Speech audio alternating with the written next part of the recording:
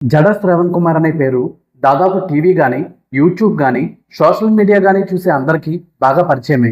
లాయర్గా ఎంతో పేరు ప్రఖ్యాతులున్న శ్రవణ్ కుమార్ గారు ఎంతో కష్టపడి సంపాదించుకున్న జడ్జి పోస్ట్కి సైతం వీఆర్ఎస్ ఇచ్చి ప్రజా జీవితంలో కొనసాగాలనే ఉద్దేశంతో జై భీమ్రావ్ భారత్ పార్టీని స్థాపించడమే కాకుండా ఎంతో మంది యువ న్యాయవాదులకి ఉపాధి కల్పించి సామాన్య ప్రజలకి చట్టపరమైన అంశాలపై అవగాహన కల్పించడమే ధ్యేయంగా నిరంతరం పోరాటం చేస్తున్నారు. జడ శ్రవణ్ కుమార్ గారి పేరు న్యాయవాదిగా మాత్రమే కాకుండా తరచూ ఏదో ఒక సమస్యపై లేదా వివాదంపై స్పందించే వ్యక్తిగా కూడా వార్తల్లో నిలుస్తూ ఉంటుంది.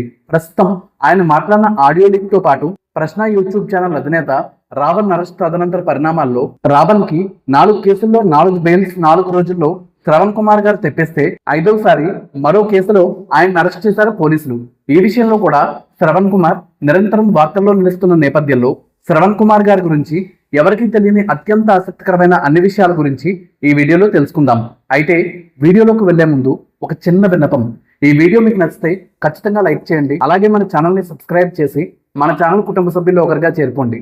అంతేకాకుండా డిస్క్రిప్షన్లో ఇచ్చిన మన సోషల్ మీడియా అకౌంట్ని ఫాలో అవ్వడం అస్సలు మర్చిపోకండి. ఇక వీడియోలోకి వస్తే శ్రవణ్ కుమార్ గారు 1978 ఫిబ్రవరి 23న జడ దాసు గారు ప్రసన్న కుమారి గారి దంపతులకి జన్మించారు. ఆయనకి 2 అక్కలతో పాటు ఒక తమ్ముడు కూడా ఉన్నాడు. శ్రవణ్ గారి తమ్ముడు రైల్వే డిపార్ట్మెంట్ లో సాఫ్ట్వేర్ విభాగంలో చీఫ్ ఇంజనీర్ గా ఉద్యోగ బాధ్యతలు నిర్వహిస్తున్నారు. శ్రవణ్ గారి తండ్రికి అన్నదమ్ములు అక్క చెల్లెళ్ళు కలిపి మొత్తం 10 మంది ఉండేవారు. వారి బాధ్యత మొత్తం దాస్ గారే చూసుకోవాల్సిన పరిస్థితి ఉండడంతో శ్రవణ్ గారి కుటుంబానికి తిండికి కూడా ఇబ్బందికరమైన పరిస్థితి ఉండేది. అంతేకాకుండా బంధువుల్లో కూడా వీళ్ళ కుటుంబం ఆర్థికంగా వెనకబడి ఉండడంతో బంధువులు కూడా ఎవరు వీరి కుటుంబాన్ని పట్టించుకోకపోగా కనీసం కుటుంబంలో జరిగే శుభకార్యాలకు కూడా పిలిచేవారు కాదు.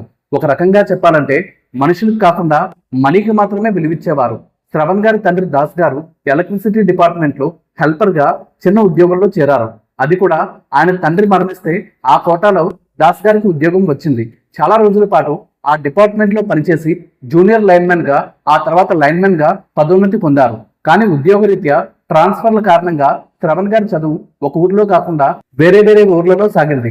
కానీ శ్రవణ్ గారు ఆయన తమ్ముడు ఆ రోజుల్లోనే ఎలాగైనా మంచి స్థాయిలో స్థిరపడి ఆర్థికంగా నిలదొక్కుంటే మాత్రమే తమకి ఒక గుర్తింపు గౌరవం వస్తుందనే విషయాన్ని గ్రహించారు. నిరంతరం కష్టపడి చదివారు. స్కూల్ కాలేజ్ రోజుల్లోనే ఏ అంశం మీదైనా ఎంతో చక్కగా మాట్లాడేవారు శ్రవణ్. అంతేకాకుండా ఆయనకి తన భావాల్ని పేపర్పై పెట్టే అలవాటు కూడా ఉండేది. శ్రవణ్ గారు 2001లో చీరాల పట్టణంలో తన ఎంకామ్ డిగ్రీ పూర్తి చేశారు. 2004లో ఆంధ్ర యూనివర్సిటీలో తన బిఎల్ డిగ్రీని పూర్తి చేశారు.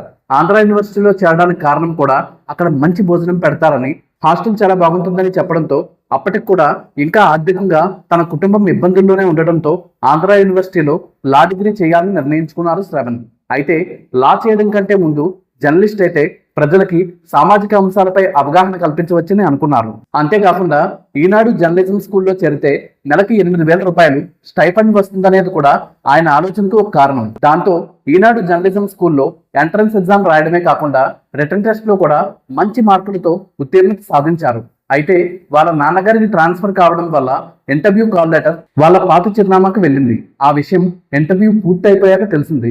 అంతేకాకుండా ఆయన మంచి మెరిట్తో ఉత్తీర్ణత సాధించారని, ఇంటర్వ్యూకి హాజరై ఉంటే ఖచ్చితంగా సెలెక్ట్ అయ్యేవారని తెలిసిన తర్వాత ఎంతో బాధపడ్డారు శ్రవణ్ కుమార్. అయితే అప్పుడు అలా జరగడం వల్లే ఈ రోజున శ్రవణ్ కుమార్ ఒక పేరు మోసిన న్యాయవాదిగా తనకంటూ ఒక గుర్తింపును తెచ్చుకోవడంతో పాటు ఎన్నో వేల మందికి న్యాయపరమైన పరిష్కారాలు అందించగలిగారు. విద్యార్థిగా ఉన్నప్పుడే విద్యార్థి సంఘాల నాయకుడిగా సాటి విద్యార్థుల సమస్యలు తీర్చడంపై దృష్టి పెట్టారు. అంతేకాకుండా ఆ రోజుల్లోనే పుస్తకాలు రాయడం కూడా ఆయనకు అలవాటు ఉండేది. అలా ఒకసారి తల్లిదండ్రులు లేని అనాథల జీవితం ఎలా ఉంటుంది అనే అంశంపై ఒక పుస్తకాన్ని రాశారు శ్రవణ్ గారు. ఆ పుస్తకం చదివిన ప్రతి ఒక్కరు కూడా ఎంతో మెచ్చుకోవడంతో పాటు భావోద్వేగానికి గురయ్యారు. ఆ పుస్తకంతో రచయితగా ఆయన ఎంత క్రేజ్ ని సంపాదించుకున్నారంటే మాజీ రాజ్యసభ సభ్యులు సాహితీవేత్త యార్లగడ్డ లక్ష్మీప్రసాద్ గారి వరకు ఆ పుస్తకం చేరడంతో ఆయన శ్రవణ్ గారిని మనస్ఫూర్తిగా అభినందించి ఆంధ్ర యూనివర్సిటీలో 1000 మందికి పైగా విద్యార్థుల సమక్షంలో ఆ పుస్తకాన్ని ఆవిష్కరించడమే కాకుండా రాష్ట్ర వ్యాప్తంగా ఉన్న ప్రతి లైబ్రరీలో ఆ పుస్తకం అందుబాటులో ఉండేలా ఉచితంగా పంపించారు. ఆ పుస్తకమే శ్రవణ్ గారి పెళ్లి పుస్తకం అవుతుందని ఆయన కూడా అనుకొని ఉండరు. ఆ పుస్తకాన్ని అనుకోకుండా ఒక అమ్మాయి చదివి రచన చాలా నచ్చి తన ఫ్రెండ్కి ఆ పుస్తకాన్ని ఇచ్చింది.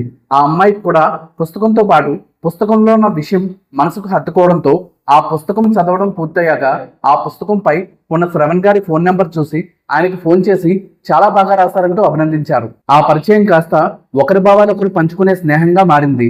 ఆ స్నేహం ప్రేమగా పరిమళించి వివాహానికి దారితీసింది. అయితే శ్రవణ్ గారిది ఎస్సీ సామాజిక వర్గం కాగా ఆయన భార్య పద్మకళ గారిది కాపు కులం కావడంతో కులాంతర వివాహానికే ఎంతో ఇబ్బంది పడే పరిస్థితుల్లో కూడా మతాంతర ప్రేమ వివాహం చేసుకున్నారు. వారి దంపతులకి కుమార్తె జోష్న స్రవంతి గారితో పాటు కుమారుడు గౌతమ్ శ్రవంత్ కూడా ఉన్నారు. కుమార్తె పేరు శ్రవంతి, కుమారుడి పేరు శ్రవంతలో కూడా తన పేరు శ్రవణ్ ఉండేలా చూసుకున్నారు శ్రవణ్. అయితే ఎంకామ్ తర్వాత లాయర్ అవ్వాలని శ్రవణ్ కుమార్ గారు నిర్ణయించుకున్నప్పుడు ఎంతో మంది ఎగతాళి చేశారు. లాయర్ అయితే ఏం లైఫ్ ఉంటుంది, చెట్టు కింద ప్లేయర్ లాగా ఉంటావా, వేరే ఏ కోర్సులో సీట్ రాని వారు మాత్రమే లా చేస్తారని మిత్రులు సైతం చులకనగా మాట్లాడారు. దానికి బదులు రైల్వే పోస్టుల కోసం ఆర్ఆర్బి పరీక్షలు లేదా బ్యాంక్ ఎగ్జామ్స్ రాసుకొని ప్రభుత్వ ఉద్యోగం సంపాదిస్తే మంచిదని సూచించారు. కానీ శ్రవణ్ గారి మనసు మాత్రం న్యాయశాస్త్రం వైపే నడిపించింది. శ్రవణ్ గారు ముందు నుంచి కూడా ఉద్యోగం చేసే అమ్మాయి కాకుండా కుటుంబ బాధ్యతలు చక్కగా చూసుకోగలిగే అమ్మాయినే వివాహం చేసుకోవాలని భావించేవారు. దానికి కారణం వృత్తిరీత్యా ఇద్దరూ బిజీగా ఉంటే కుటుంబ బాధ్యతలు సరైన రీతిలో నిర్వహించలేమనే అభిప్రాయమే. దానికి తగ్గట్టే శ్రవణ్ గారి భార్య పద్మకళ గారు గృహిణిగా ఇంటిని ఆనందంగా ఉంచడమే తన బాధ్యతగా భావించారు. ఆమె 10th క్లాస్ వరకు మాత్రమే చదువుకున్నారు. తన లా డిగ్రీ పూర్తయ్యాక లాయర్ గా గుంటూరులో ప్రాక్టీస్ చేద్దామా లేక వైజాగ్ లోనా అని ఆలోచిస్తున్న సమయంలోనే తన భార్య కోరిక మేరకు అత్తగారి ఊరైన వైజాగ్ లోనే కొన్నాళ్ల పాటు లాయర్ గా ఎన్నో కేసులు వాదించి విజయం సాధించిన శ్రవణ్ కుమార్ గారికి అప్పట్లో ప్రభుత్వం తీసుకొచ్చిన ఒక నిబంధన ఎంతో మంచి చేసింది. సాధారణంగా ఒక వ్యక్తి జడ్జిగా అర్హత సాధించాలంటే ముందు కనీసం 3 సంవత్సరాల పాటు అడ్వకేట్ గా ప్రాక్టీస్ చేసి ఉండాలనే నిబంధనని సుప్రీంకోర్టు అప్పట్లో ఎత్తివేయడంతో 2008లోనే జ్యుడిషియల్ మెజిస్ట్రేట్ గా ఎంపికయ్యారు శ్రవణ్ కుమార్. అప్పటికి ఆయన వయసు కేవలం 30 సంవత్సరాలు మాత్రమే.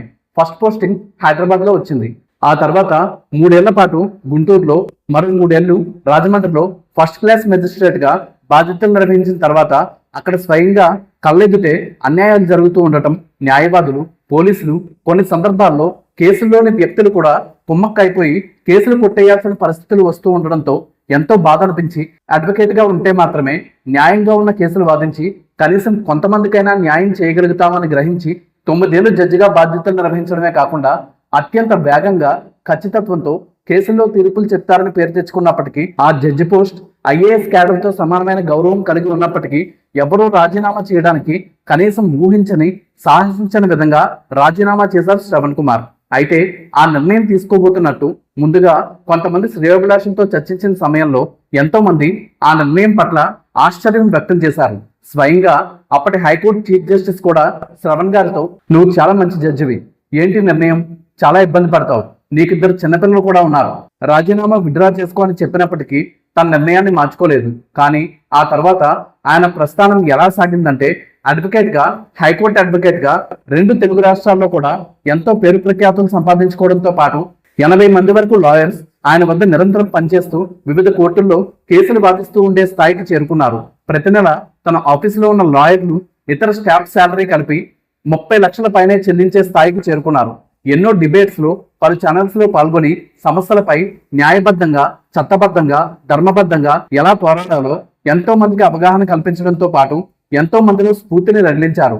అమరావతి భూముల ఉద్యమంలో ఎంతో చురుగ్గా పాల్గొన్న శ్రవణ్ కుమార్ గారు ఎన్నో కీలకమైన అంశాలపై, చర్చలో ఉన్న అంశాలపై స్పందిస్తూ తన అభిప్రాయాలు వెల్లడిస్తూ నిరంతరం ప్రజాక్షేత్రంలో న్యాయ పోరాటం చేస్తూనే ఉంటారు.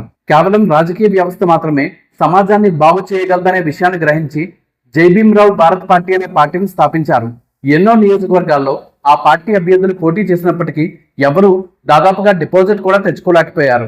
ఇంకా ఆశ్చర్యకరమైన విషయం ఏంటంటే గుంటూరు జిల్లా తాడికొండ ఎస్సీ నియోజకవర్గం నుంచి స్వయంగా శ్రవణ్ కుమార్ గారు పోటీ చేస్తే మొత్తం పోలైన 1,84,100 ఓట్లలో శ్రవణ్ గారికి కేవలం 71 ఓట్లు మాత్రమే రావడం. ఈ నియోజకవర్గం నుంచి విజయం సాధించిన ఎమ్మెల్యే పేరు కూడా శ్రవణ్ కుమార్ కావడం గమనార్హం. అయినప్పటికీ ఏమాత్రం ప్రజలిచ్చిన ఫలితాల పట్ల నిరాశ చెందకుండా ప్రజా ప్రయోజనార్థం నిరంతరం ప్రయత్నిస్తున్నారు శ్రవణ్ కుమార్. ఒక నిరుపేద కుటుంబంలో జన్మించి తనకున్న ప్రతిభతో ఈ స్థాయికి చేరిన శ్రవణ్ కుమార్ గారి ప్రస్థానం నిజంగా స్ఫూర్తిదాయకం.